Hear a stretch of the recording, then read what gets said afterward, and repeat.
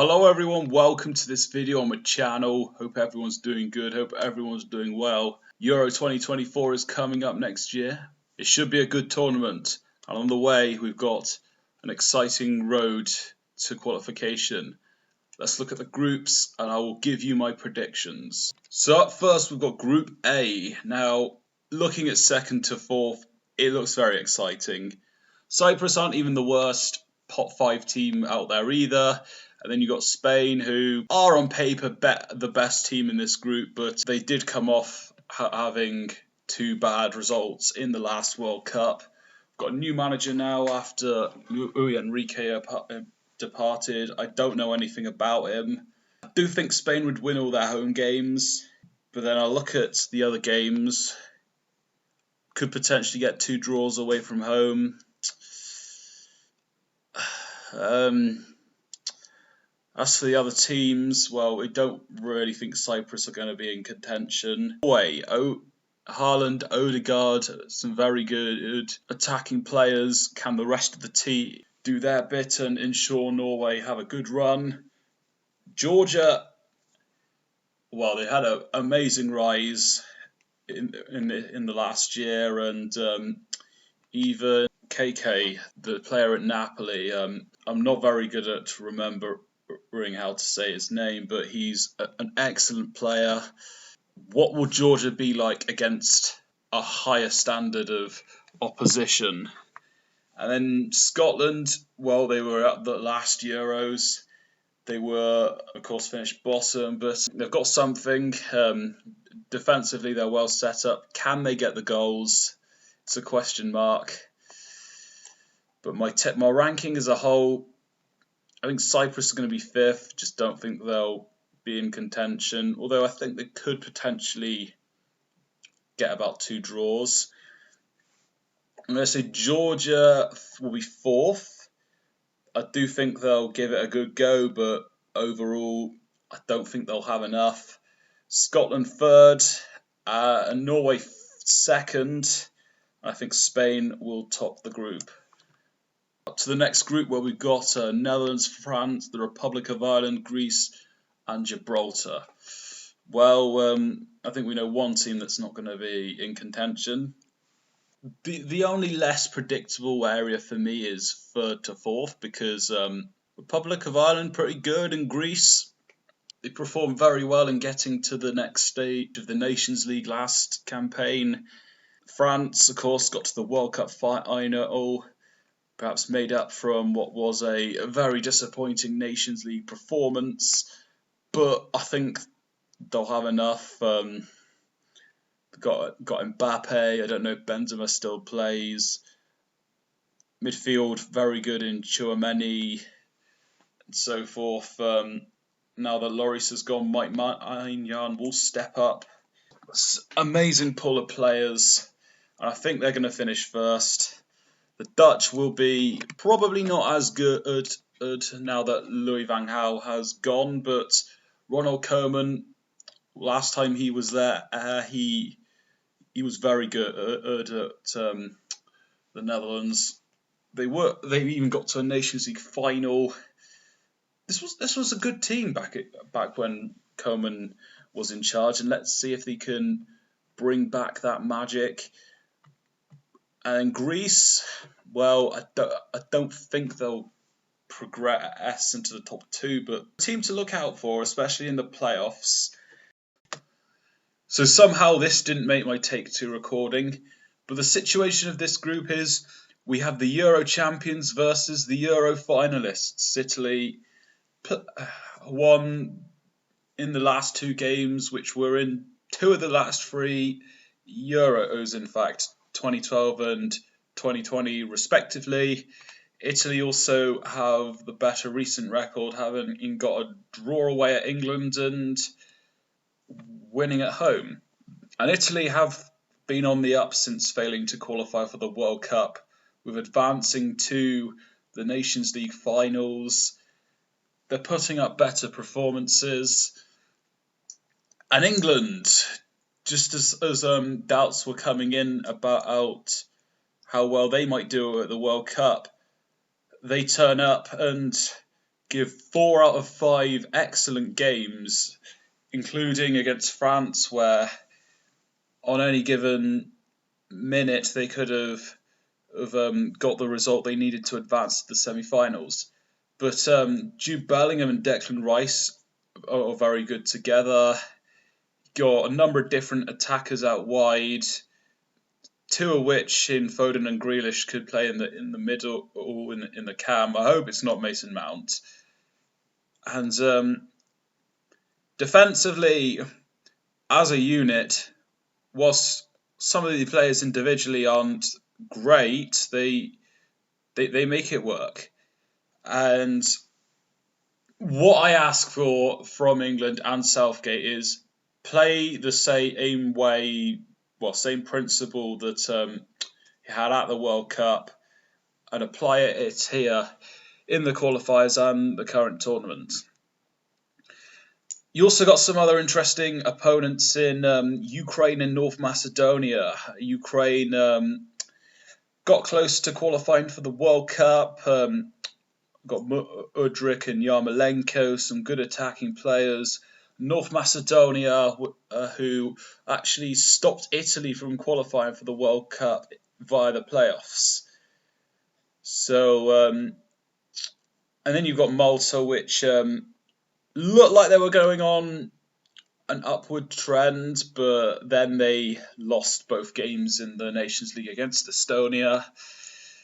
So I think at best they could get a result against North Macedonia, but they don't look like they're in a competing position. Table-wise, 5th place Malta, North Macedonia 4th, Ukraine 3rd. I've got Ukraine finishing higher because defensively I'd say they're better, and also I think Mudryk is a better individual star player than Enis Bardi. I probably would say Ukraine might have a better chance of getting points off the top 2 teams as well. Also, for them 3 reasons, I've got Ukraine 3rd. 2nd, I'm going to go for Italy, and 1st, I'm going to say England. England performed fantastic. They've gelled together very well. I think they'll get a draw away at Italy and win the home game. So that's my table. Come on, England! But overall, my prediction, Gibraltar 5th, Republic of Ireland 4th, Greece 3rd, Netherlands 2nd, and France 1st. Group D. Now, this is a more tricky group to dissect. Latvia, possibly the best top 5 team out there. Wales have come off a World Cup exit and Gareth Bale retiring. What will they look like now with their attack? With like Brennan Johnson, Keith Moore, Daniel James, maybe Harry Wilson as well. Will it be enough? We don't know yet. Turkey, good side. They gave it a good go in the World Cup qualifiers, finished 2nd behind the Dutch, and they ended up losing to Portugal, but they're a good side. And then Armenia, well, they were relegated from the last Nations League, having come up against Ukraine, Scotland, and the Republic of Ireland. Latvia, they did get, I think they got 7 points in the last, something like 7 points in the last World Cup qualifiers, because they got a draw away at Turkey, and then, of course, 1 home and away against Gibraltar. They might have got something against Montenegro as well. I think they'll finish 5th. Armenia, I'm going to say they'll be 4th. I just can't see them doing too much. Wales 3rd. Turkey, I think will finish 2nd, and I've got Croatia to finish 1st. I think they're by far the best team in this group. Got to a World Cup semi-final, finished 3rd place. Got a very good midfield. Modric is still going. Brozovic as well. Kovacic is stepping up. And whilst against the bigger teams, they do lack in the goal threat, I think they should have enough here. and I think they will be first place. On to Group E. This is a fairly predictable group, but who's finishing first is a bit of a toss-up. With the manager they had at the last World Cup, I would have said Poland would finish second behind Czech Republic. But now Fernando Santos is in, which is difficult because he's clearly past his best since winning the Euros and the Nations League with Portugal. A very defensive coach. Maybe Carlos Queiroz would have been a better option if Poland wanted a defensive manager that can utilise the attackers better. And Zielinski, some very good attackers. Well, Zielinski's an attacking midfielder, but he will cause damage, as will Lewandowski. And Czech Republic with Soufal at the back, Souček in midfield, and Patrick Schick up front. It's a difficult one. As for the rest of the group, I think Moldova will finish fifth. Faroe Islands, who will play Moldova again, fourth place, although I think some people might tip them to finish higher. I'll go Albania in third. I think they've got enough against these other teams, but not enough to challenge into the top two. And then the other games, I get the feeling Poland and Czech Republic will both draw their games. Poland have the best striker. Czech Republic perhaps have the best creative players.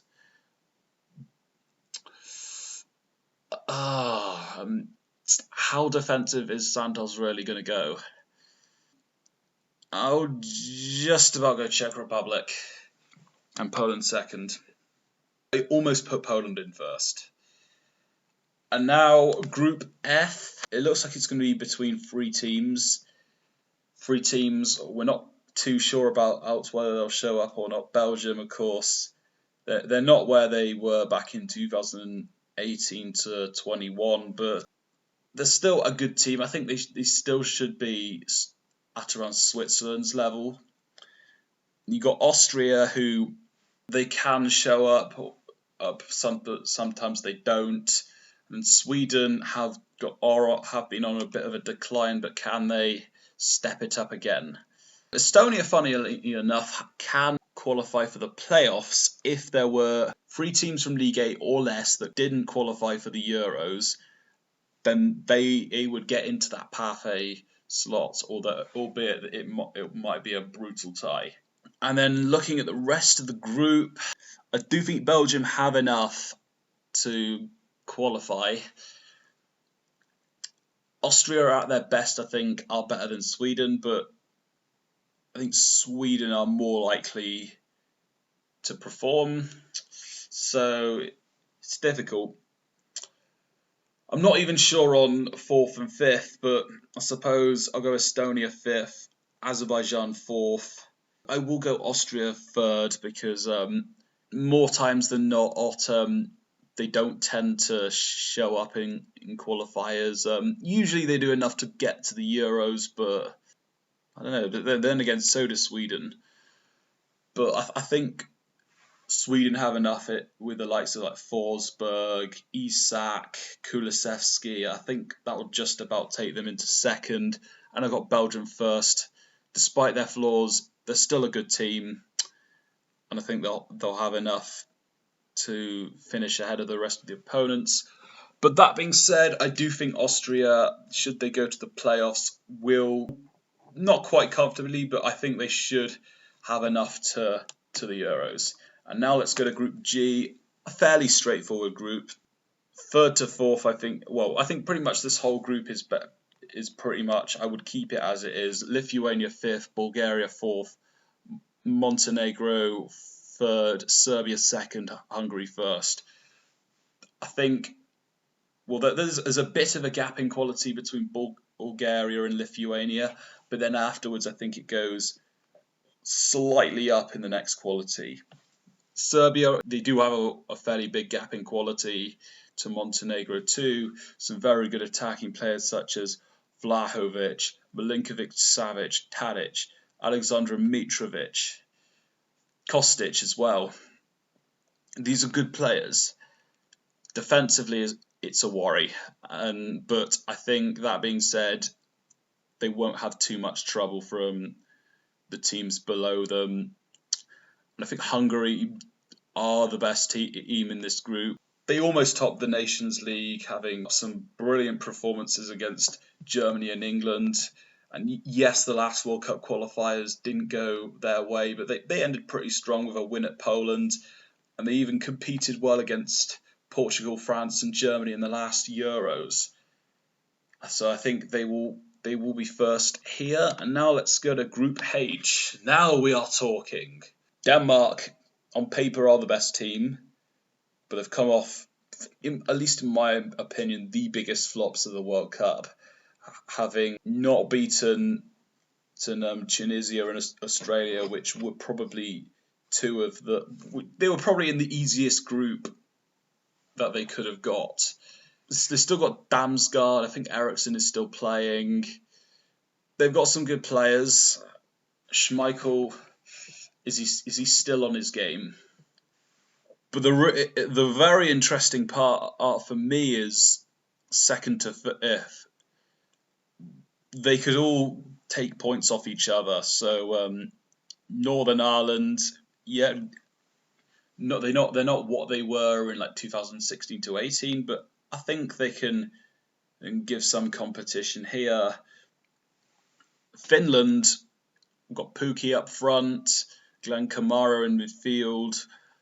Usually they tend to go with a 5-3-2, but maybe they'll go a bit more attacking against like Kazakhstan, Northern Ireland and San Marino. Slovenia, perhaps they are Tunisia and Australia's level, something like that. So that could be something for, and you could say the same for Finland. That could be a worry for Denmark.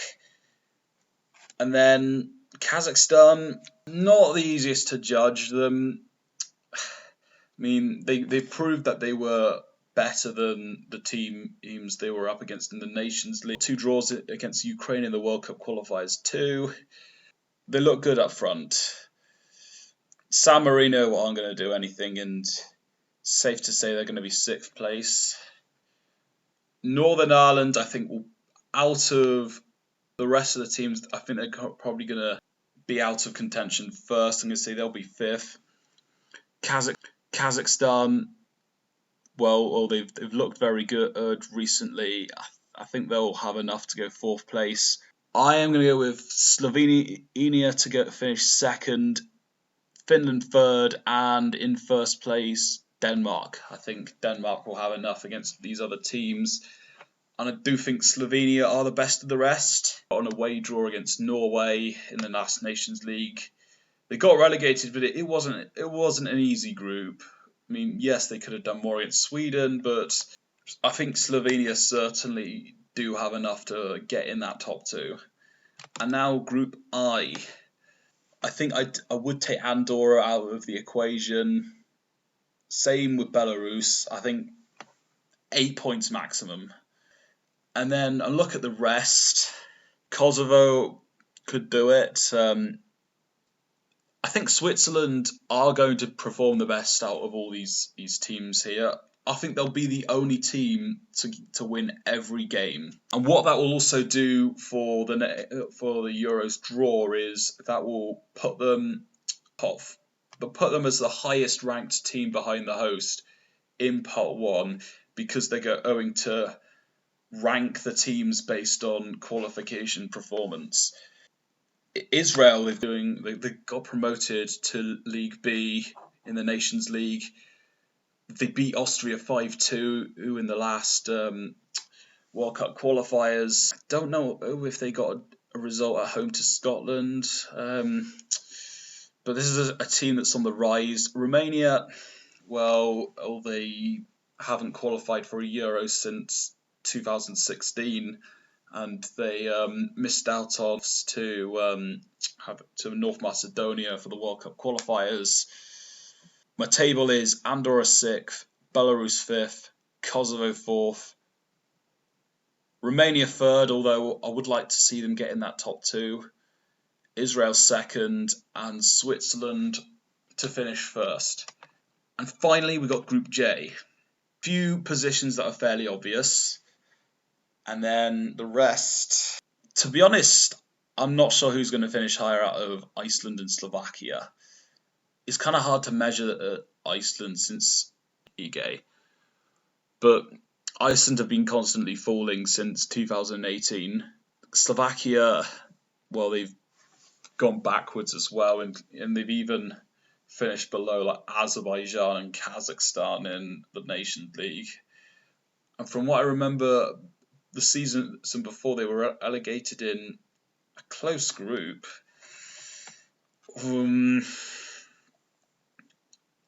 But I don't think either side will qualify, so I won't focus on them too much. Portugal under Roberto Martinez got Belgium to a World Cup semi-final, but then also took them out of the World Cup group stage. See how they do.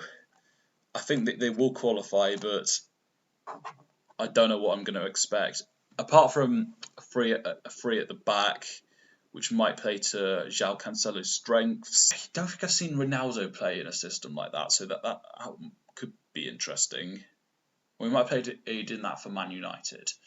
But Bosnia, I think, will be the best of the rest. But yeah, they got promoted from the last Nations League. Dzeko's, I think, is still active. I think they do have the best goal threat of the rest. My table is Liechtenstein 6th place. Between 4th and 5th, I will say 5th place, Iceland, Slovakia 4th, Luxembourg 3rd. Good team, but I don't think they'll have enough to get in the top 2. Bosnia 2nd, and Portugal in 1st place. So these were my predictions. What do you think? Let me know in the comments, and what games are you looking forward to? Any other thoughts, just let me know. And let's begin the adventure to Euro 2024.